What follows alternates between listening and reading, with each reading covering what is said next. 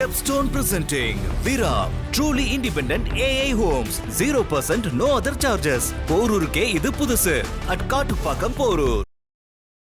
பாமக விசிக 2011 திமுக கூட்டணியில் வந்து அங்கம் வகித்தீங்க. பாட்டாளி கட்சி வந்து பாசமுள்ள மகன் கட்சியாக மாறிடும் இந்த நாட்களாயிருச்சு. தன் சொந்த சமூகமான வன்னியர் மக்களுக்கு அந்த கட்சி உண்மையா இல்லை. தான் என்ன அரசியல் கோட்பாட்டை முன்வைத்தோமோ அதில் உறுதியாக இல்லை என்றால் இப்படிப்பட்ட குழப்பங்கள் உருவாகும். தத்துவத்தின் முளைக்காத தனிநபர் தலைமை, பாதை தடுமாறி திசை மாறி இலக்கும் தன் வலிமை, இதையும் தலைவர் எழுச்சி தமிழ் சொல்லியிருக்காரு. பாமக மட்டும்தான் நோட்டும் சீட்டும் வாங்குதா, விசிக வாங்கலையா? சொல்லுங்க. ஒருவேளை பாமக திமுக அணியை நோக்கி வந்தால் அதில் விசிக பயணிக்குமா? பயணிக்க மாட்டோம். வேற எந்த கட்சியாவது தமிழ்நாட்டில் ஒரு கட்சி தன் கட்சியின் கோட்பாட்டில் சாதி ஒழிப்புன்னு சொல்லுங்க.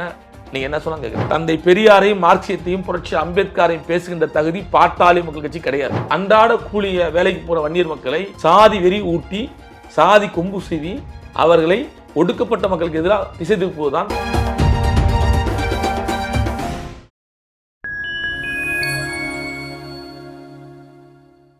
ஃபைன் டைம் வாய்ஸ் நேயர்களுக்கு வணக்கம். நான் உங்கள் சிங்.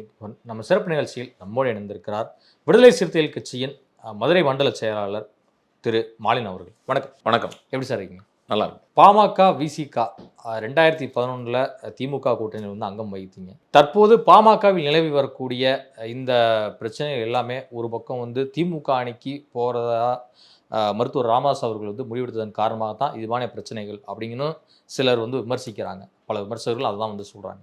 இன்னொரு பக்கம் அன்புமணி அவர்கள் வந்து பாஜகவுடன் கூட்டணியை தான் வந்து விரும்புகிறாரு, பாஜக அதிமுக கூட்டணி போகணும் தான் விரும்புகிறாரு அடுத்த தேர்தலையும் அப்படிங்கிற பாயிண்ட்டையும் வந்து முன்வைக்கிறாங்க. உங்களுடைய கருத்து என்ன? விடுதலை சிறுத்தை கட்சி தமிழ்நாட்டு அரசியலில் ஒரு நிலைப்பாடு எடுத்திருக்கோம். சாதியவாதி கட்சியான பாட்டாளி மக்கள் கட்சியோடும் மதவாத கட்சியான பாஜகவோடவும் ஒட்டும் இல்லை, உறவும் இல்லை. அந்த கட்சியோட எந்த கட்சி கூட்டணி வைத்தாலும் விடுதலை சிறுத்தைகள் அந்த கூட்டணியில் இருக்க மாட்டோம் என்று தலைவர் எழுச்சி தமிழர் அவர்கள் தொடர்ந்து பேசிட்டு இருக்கார். பாட்டாளி மக்கள் கட்சி திமுக கூட்டணிக்கு வருதுங்கிறது ஊடகங்களுடைய யூகம்தான் ஒழிய தமிழக முதலமைச்சர் திராவிட முன்னேற்ற கழகத்தின் தலைவர் தளபதி அவர்கள் நாங்கள் பாமகவை சேர்க்க மாட்டோம் என்று 10 நாட்கள் முன்னே அறிவித்தார். பாமகவோட எங்களுக்கு உறவு இல்லைன்னு சொல்லிட்டாரு. அப்படி கூட்டணிக்கு தான் சேர்க்க மாட்டோம்னு சொல்லிட்டாரு. இப்படி இருக்கும்போது ஊடகங்கள் தான் இப்படிப்பட்ட செய்திகளை சோசியல் மீடியா, சமூக வலைத்தளங்களில் பரப்பிட்டு இருக்காங்க. ரெண்டாவது, பாட்டாளி மக்கள் கட்சி வந்து பாசமுள்ள மகன் கட்சியாக மாறிடும் நீண்ட நாட்கள் ஆயிடுச்சு, நீண்ட வருடங்கள் ஆயிடுச்சு. காரணம் என்னன்னா, தன் சொந்த சமூகமான வன்னியர் மக்களுக்கு அந்த கட்சி உண்மையா இல்லை. அதனால தான் இந்த கட்சிக்குள் இவ்வளோ பெரிய குழப்பத்தை மருத்துவர் ராமதாஸ் அவர்களும் மருத்துவர் அன்புமணி அவர்களும் உருவாக்கியிருக்காங்க. ஒரு கட்சியை பற்றி பேசுறது தப்பு தான், அது அந்த கட்சிக்குள்ளே இருக்க பிரச்சனை. ஆனால் இருந்தாலும் ஒரு பொது வெளியில் பேசும் பொருளாக இந்த செய்தி வந்தனால் நான் சொல்கிறேன், பல்வேறு போராட்டங்களை உயிர் தியாகங்களை செய்து ஒரு கட்சியை வளர்த்து அந்த கட்சியை ஒரு அதிகாரத்தை நோக்கி நகரம் நினைக்கும் போது தான் என்ன அரசியல் கோட்பாட்டை முன்வைத்தோமோ அதில் உறுதியாக இல்லை என்றால் இப்படிப்பட்ட குழப்பங்கள் உருவாகும். தத்துவார்த்த ரீதியான ஒரு அரசியலை முன்னெடுக்கும் போது நாம் இடையில் அந்த தத்துவங்களை அழித்துவிட்டு பேரத்திற்காகவும் நோட்டுக்காகவும் சீட்டுக்காகவும் சோரம் போனால் இப்படிதான் சிதையும் அரசியல் கட்சிகள். தலைவர் எழுச்சி தமிழர்கள் அமைப்பாய்த்துறை நூலில் வந்து ஒரு தலையங்கத்துக்குள்ள சொல்லுவார், தான் வாழ்ந்து காட்டுவது மூலம் பிறருக்கு வழிகாட்டுவதே சிறந்த பண்பு என்று சொல்வார். அப்போ அரசியல் நடவடிக்கையில் தாம் வாழும் காலத்தில் ஒரு அறத்தோட நேர்மையாக இந்த சமூகத்திற்கு, தமிழ் சமூகத்துக்கு தொண்டாற்றுன்ற உணர்வு இருக்கணும். மருத்துவர் ராமதாஸ் வந்து ஒரு 40 ஆண்டுகள் சொல்லும்போது என்ன சொல்கிறாங்கன்னா, பேருந்துல பயணம் செய்து தான் இந்த கட்சியை வளர்த்தாரு, வன்னியர் சங்கத்தை வளர்த்தாரு அப்படின்னு சொல்கிறாங்க. ஆனால் இன்றைக்கு அந்த நிலையில் இருக்காங்களா? இல்லை, கிடையாது. இன்றைக்கு எத்தனையோ கோடிகளில் அந்த குடும்பம் புரளுது. ஆனால் சாமானிய ஒரு வன்னிய குடும்பம், வன்னியர்கள் அவங்க நடத்துகிற மருத்துவக் கல்லூரியிலோ அவங்க நடத்துகிற சட்டக்கல்லூரிக்கோ நுழைய முடியல, இப்போ கேட்க முடியல. ஏன்னா ஒரு ஏழை ஒரு வன்னியர் குடும்பம் இன்றைக்கும் பாட்டாளி கட்சியுடைய நிறுவனர்கள்ட்ட தயங்கி தான் நிற்கிறாங்க. எந்த உரிமையும் கேட்க முடியல.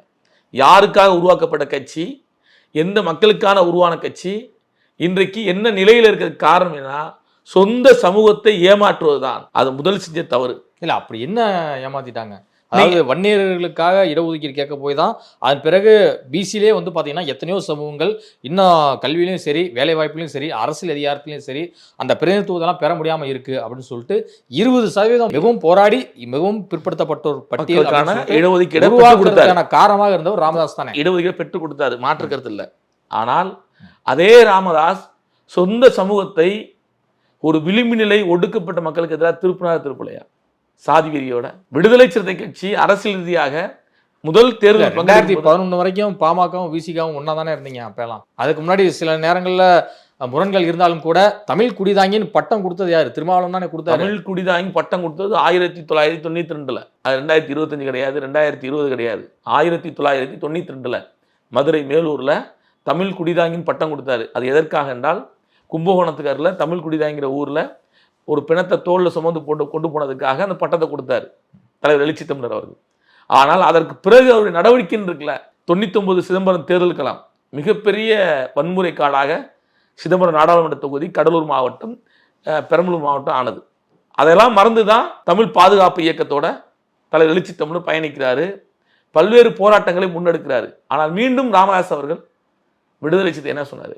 சரி, அதையெல்லாம் தாண்டி தலைவர் எழுச்சி தமிழர் அவர்கள் ஒரு அரசியல் நிலைப்பாடு எடுத்து ஈழத்தமிழருக்காக உண்ணாவிரதம் இருக்கும்போது நேரடியாக வந்து சந்தித்து நீங்கள் உண்ணாவிரதத்தை வாபஸ் வாங்க, வேற ஒரு போராட்டத்தை முன்னெடுப்போம்னு சொல்லிட்டு கடைசி நத்தாட்டில் விட்டு போனார். 2009 ஈழத்தமிழர் போராட்டத்தை ஒட்டி முள்ளிவாய்க்கால் கடைசி கட்டத்தை விட்டு நெருக்கடியான சூழலில். அதற்கடுத்து ராமதாஸ் என்ன செஞ்சார்?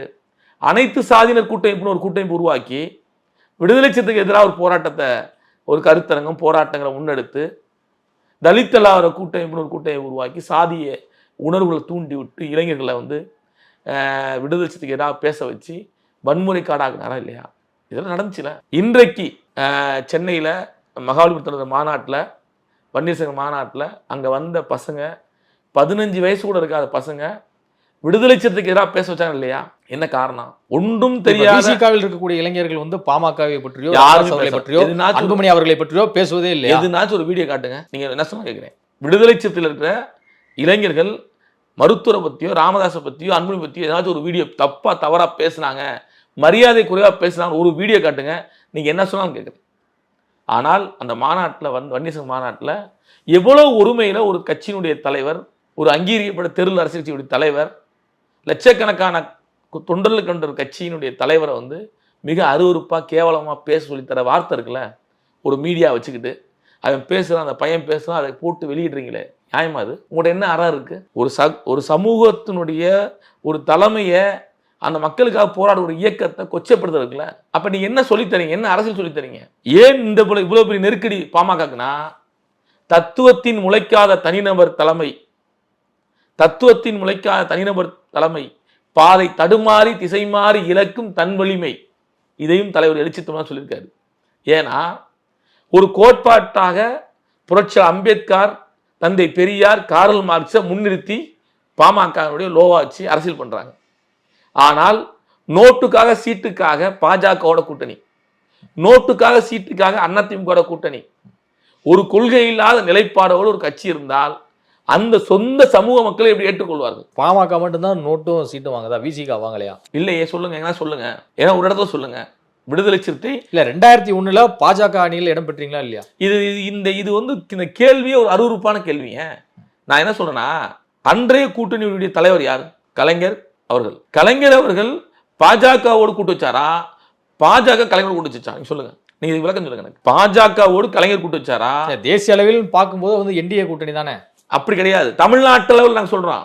நாங்க அப்ப வளர்ந்து வர ஒரு அரசியல் கட்சி. 99 தேர்தல், 99 பிறகு அடுத்தது என்னது? 2001 தேர்தல், அவ்வளவுதானே? 99 தேர்தல், 2வது தேர்தல் 2001 தேர்தல். அப்ப 2 ஆண்டுகள் வரான். புரியுது உங்களுக்கு? 2 ஆண்டுகள் தேர்தல் அரசியல பிறக்குறாங்க ஒரு குழந்தை. இதுதான் எல்லாரும் சொல்றாங்க, நீங்க பாஜக கூட்டணி, பாஜகவோடு விடுதலை சிறுத்தை கூட்டணி கிடையாது. திராவிட முன்னேற்ற கழக கூட்டணியில் பாஜகவும் ஒரு கட்சி கூட்டணி இல்லை, விடுதலை சிறுத்தை கட்சி ஒரு கூட்டணி கட்சி, அவ்வளவுதான். அன்றைக்கு நாங்கள் தேர்தல் அரசியல் குழந்தை, புரியுதா உங்களுக்கு? ஆனால் விடுதலை சிறுத்தை தொடக்க காலத்திலிருந்து இன்றைக்கு வரைக்கும் சனாதனத்தையும் RSS போன்ற பாசிச அரசை எதிர்த்து கொண்டு பேசிக்கொண்டுதான் இருக்கோம்.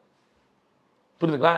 இந்த எதிர்ப்பில் இருக்கக்கூடிய விசிகா அன்றைக்கு கலைஞர் தலைமையிலான திமுக அணியில் வந்து பாஜக இடம் பெறுது, அதனால நம்ம இந்த அணியை தேர்ந்தெடுக்க வேணாம்னு சொல்லிட்டு அப்பவே ஏன் முடிவு எடுக்கல? எந்த இடத்துலாச்சும் பாஜக வேட்பாளருக்கு தலைவர் எழுச்சி தமிழர் பிரச்சாரத்துக்கு போனாலும் ஒரு வீடியோ காட்டுங்க. எந்த இடத்துல பாஜகவுடைய நிர்வாகிகள் விடுதலை சிறுத்தைக்கு பிரச்சாரத்துக்கு வந்தாலும் சொல்லுங்க.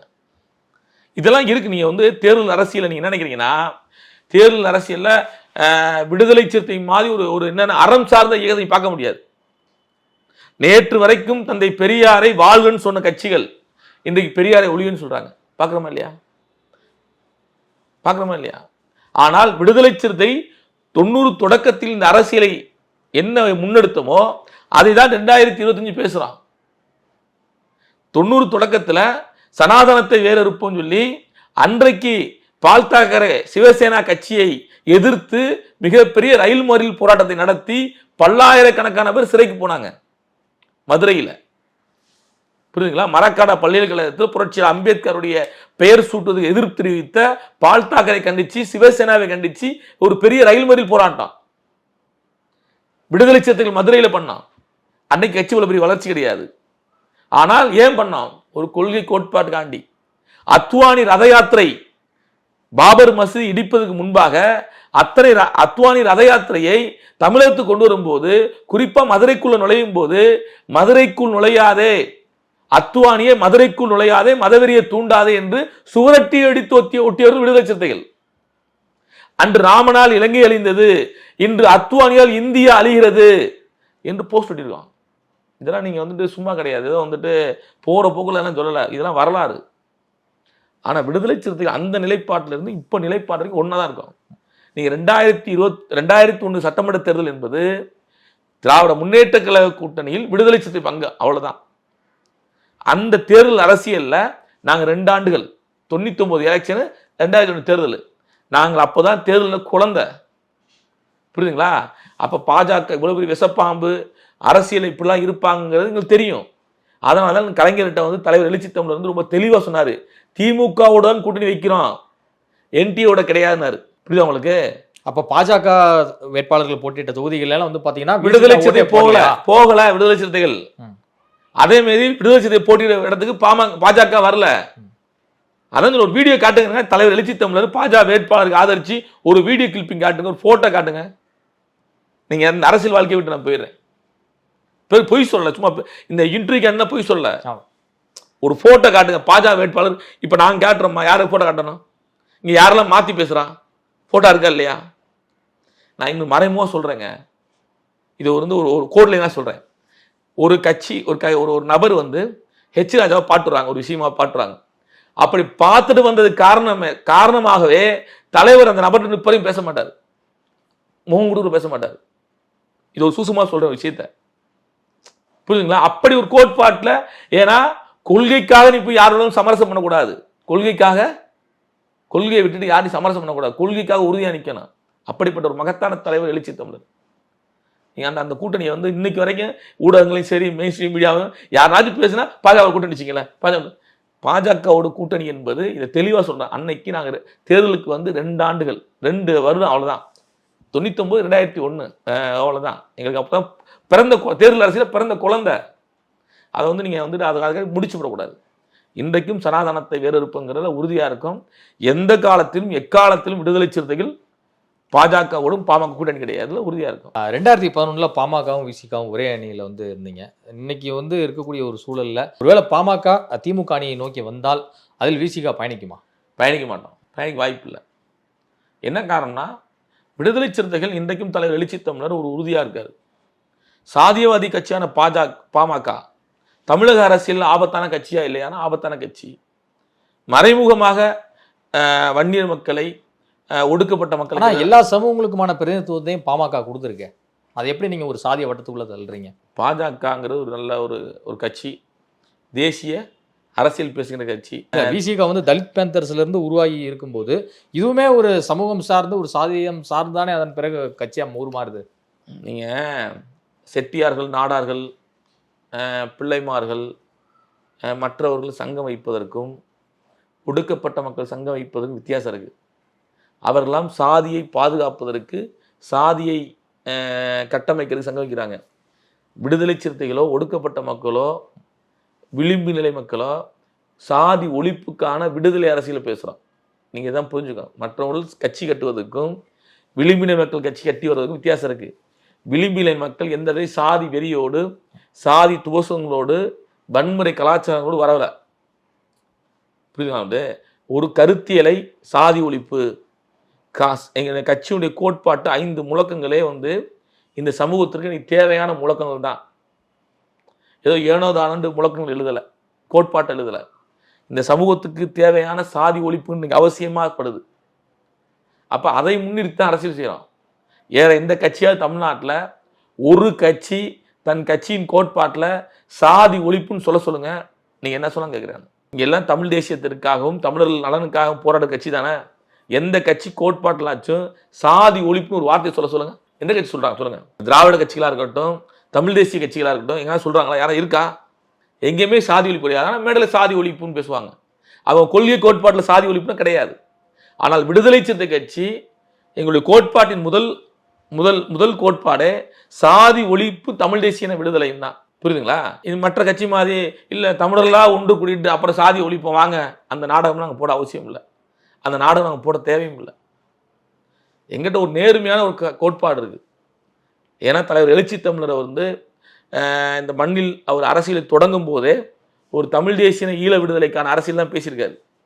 மேதகு பிரபாகரன் அவர்களை ஒரு தலைமையாக எடுத்துதான் பேசியிருக்காரு. தந்தை பெரியாரை தன்னுடைய வழிகாட்டியாக எடுத்து பேசியிருக்காரு. புரட்சி அம்பேத்கர் அவர்களை தன் ஆசானாக எடுத்து பேசியிருக்காரு.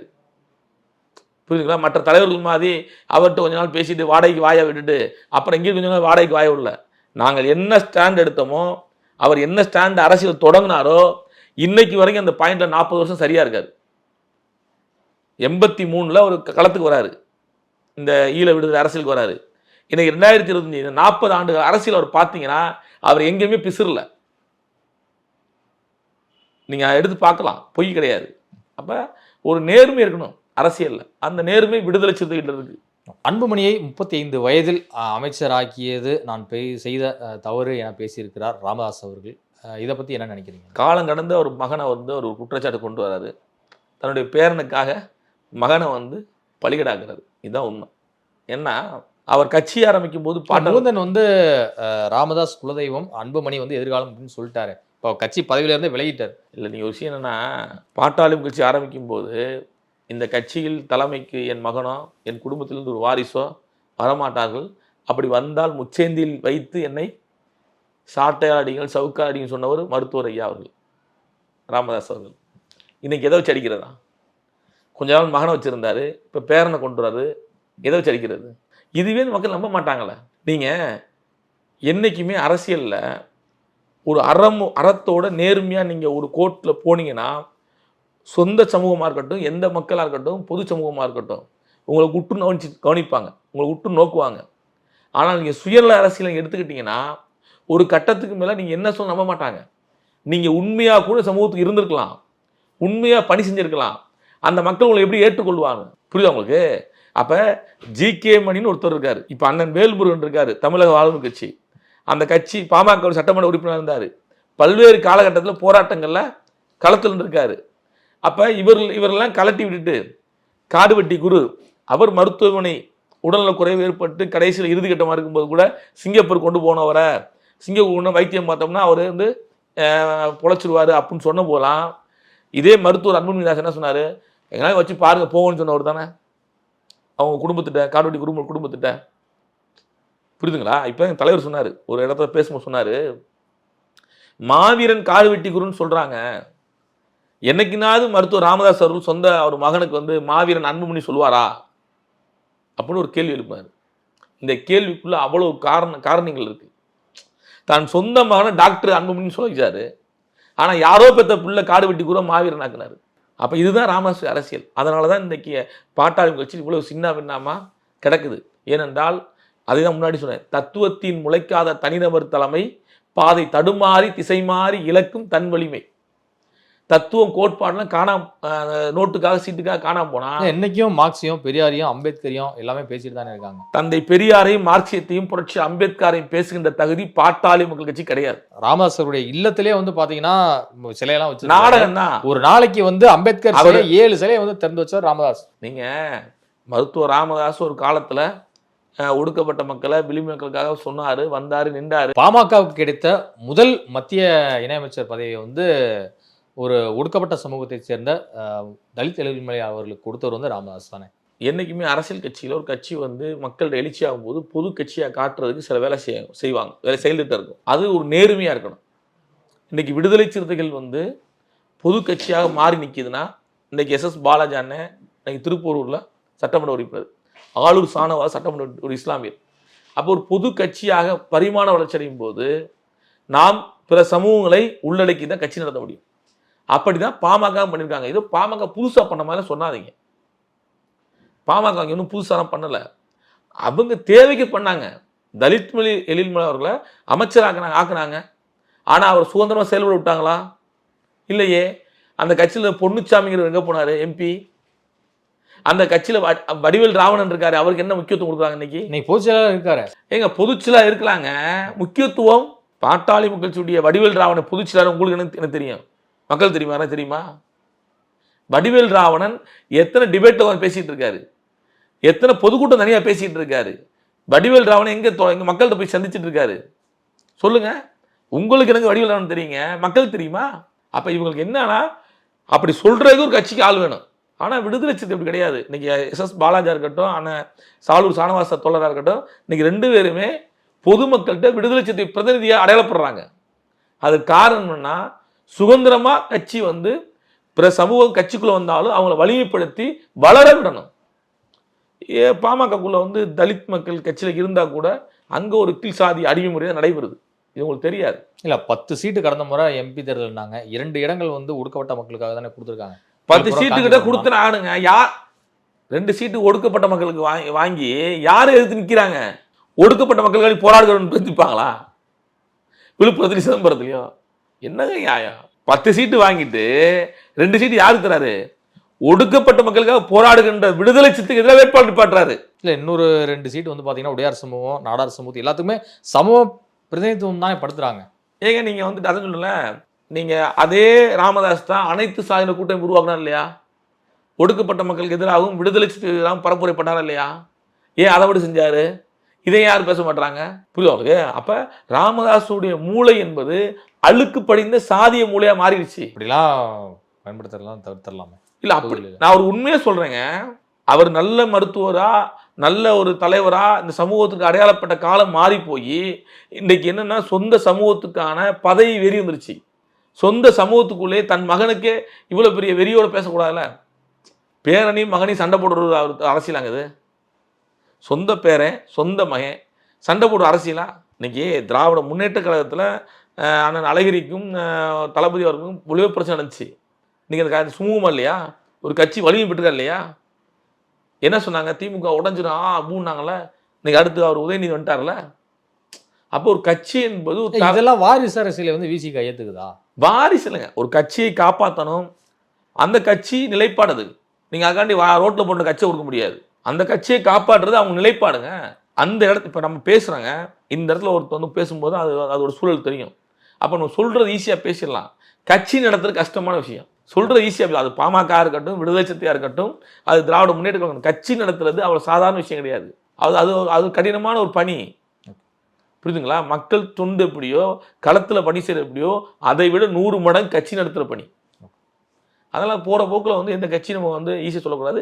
ஏன் பாமக பேசுகிறோம்னா, பாட்டாளி மக்கள் கட்சி இன்றைக்கு சமூகத்தில் ஒரு சாதிய நிலவுறதுக்கு, சாதிய கட்டமைப்பு மீண்டும் துளிர்விட்டதற்கு பாமக ஒரு காரணங்களால தான் இன்னைக்கு பாமக விமர்சனம் பண்ணுறோம். புரியுதுங்களா? இல்லைன்னா பாமக இன்னைக்கு தமிழ் தேசிய விடுதலையில் இருந்த ஒரு கட்சின்னு பேச மாட்டோமா? ஏன் பேச மாட்டோம்? இன்னைக்கு திவ்யா இளவரசன் அந்த விஷயத்தில் எவ்வளோ பெரிய இது பண்ணாங்க. மேல்பாதி கிராமத்தில் விழுப்புரத்தில் என்ன பண்ணாங்க? ஒரு ஓப்பன் இடத்துல நின்று அவர் பாலு பேசுகிறார்ல, சுப்ரீம் கோர்ட்டுக்கு போனாலும் இந்த பூட்டை உடைக்க விட மாட்டேன், கதவை திற விட முடிஞ்சினார்ல. ஓப்பன் இடத்துல நின்று அவர் பாலு பேசினார்ல வழக்கறிஞர். சுப்ரீம் கோர்ட்டு போனாலும் பார்த்துருவோம் விட மாட்டேன்னு சொன்னார்ல.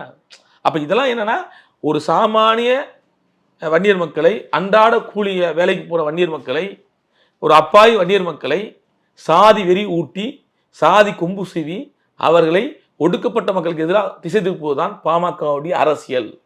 அதனால தான் இன்றைக்கு பாமக இவ்வளவு பெரிய குழப்பத்துக்குள் நிற்கிது. இதை அம்பலப்படுத்தும். இதுவரை உங்கள் பல்வேறு கருத்து நன்றி. நன்றி நன்றி நன்றி.